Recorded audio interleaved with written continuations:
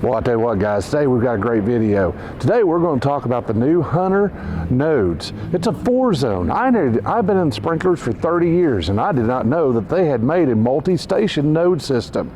So we've always used a 1-node battery powered in an island or things like that we've had issues. That was not a big deal. That's pretty normal standard operating spots when I need to add something and I don't have any way of adding a wire or things like that. If I've got water, I don't have electric, I can go that route. I knew that. But I did not know that they made a 4-zone. Now, Rainbird actually makes a 6-zone now, so that was news to me. This is how fast technology is coming along. So today we're going to actually put in a 4-zone node system from Hunter. And boy, I tell you what, I have enjoyed it. It has worked out slick, and it really helped the customer out in this situation because there was no way that we could add wires to the system because it was all single strand wire. So basically from the clock to each zone had its own single strand wire and instead of a multi. So there was no extra wires. There was no way I could add to the sprinkler system. So in this deal, I didn't want to have to set 4 different little clocks. So this little deal right here has really been a game changer. So guys, let me get into it. I'll show you what they are and how they work. Guys, let's do it.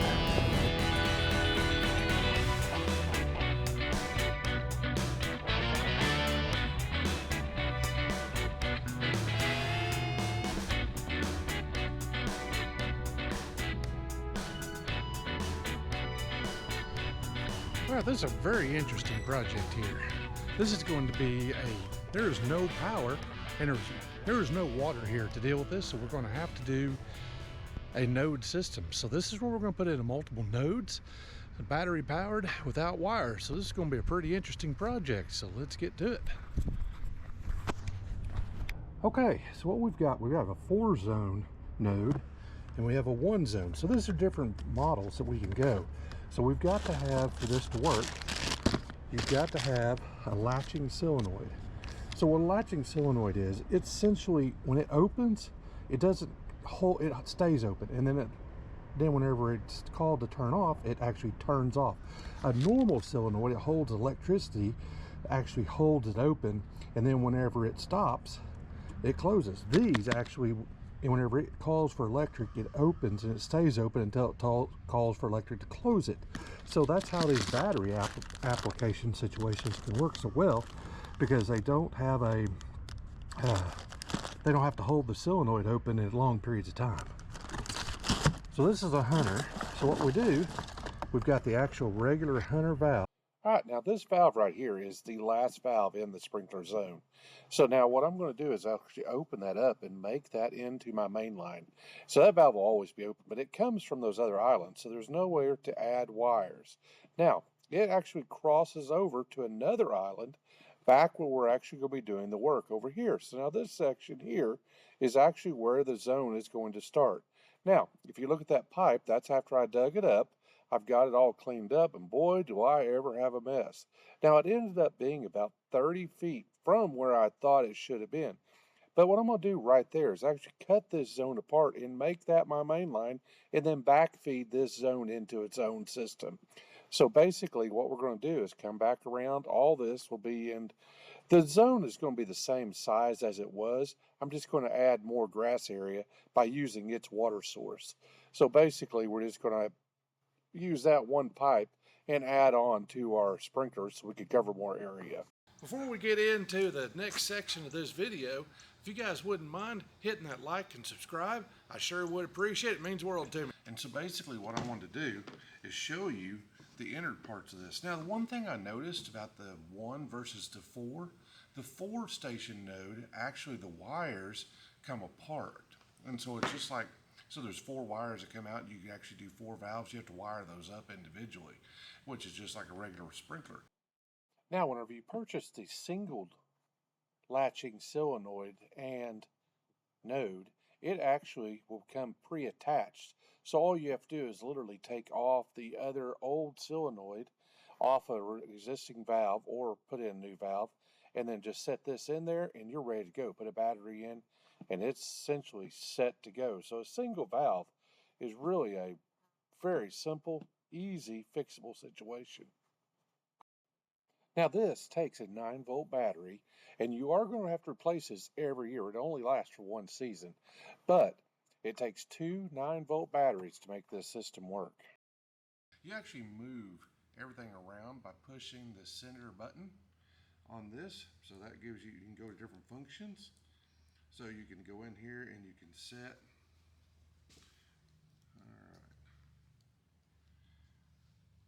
All right. Okay, so that's program. Let's see if that. Okay, so it's just like a clock. You got to program A, B, C. Then you can go to your set times. You can set your watering days. Yeah, how many times a week you want to water. You set your percentage of water. You can turn it off. You can set your time. You can set your date. Yeah, okay, so you could actually do this in multiple start times. Now, one thing I was going to tell you real quick, you set this on top like this, and then you put your valve into this. That goes,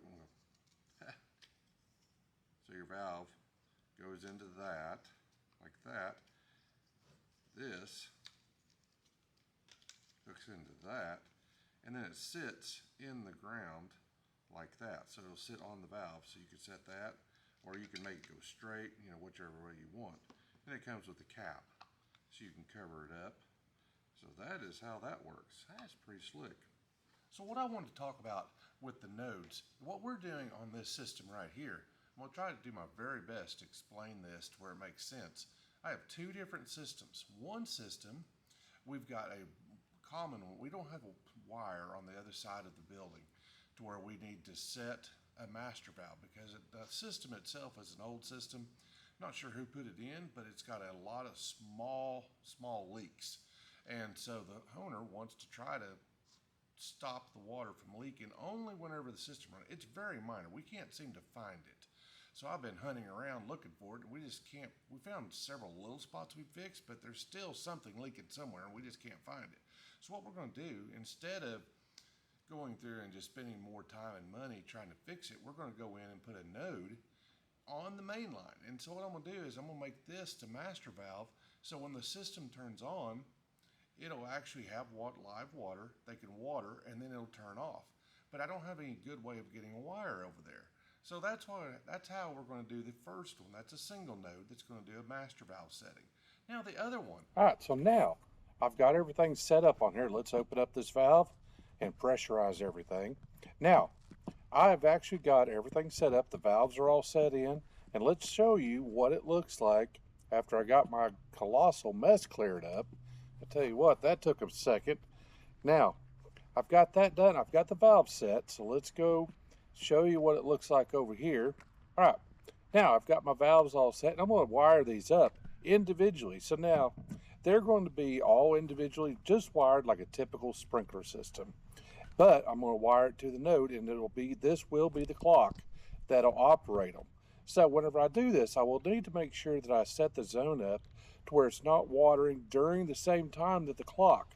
That's the one problem that you need to make sure at whatever time frame that you do your clock for, this needs to water at a different time, because you're going to be using that one zone essentially.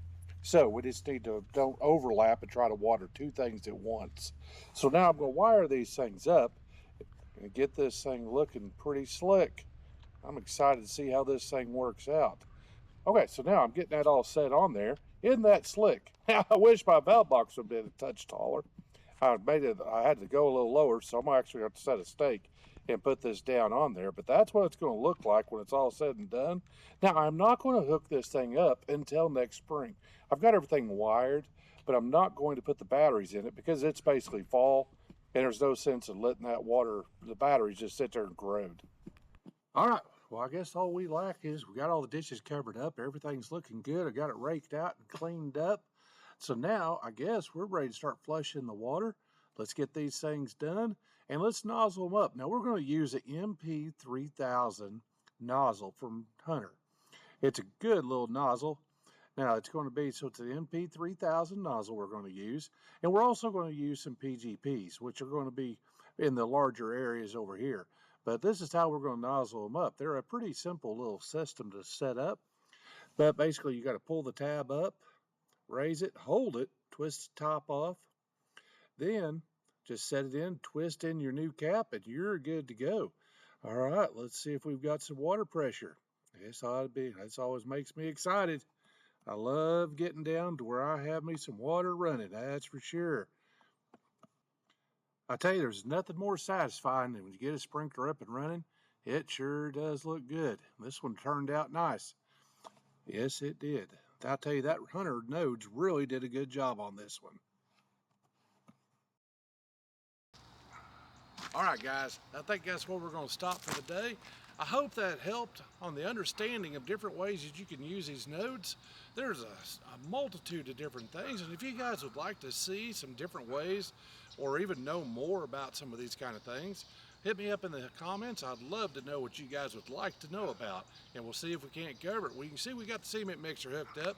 We're heading to our next project, so hopefully in a few weeks we'll have us a video about some rock work. That's where we're heading next. So guys, I appreciate it. I'll see y'all on the next one.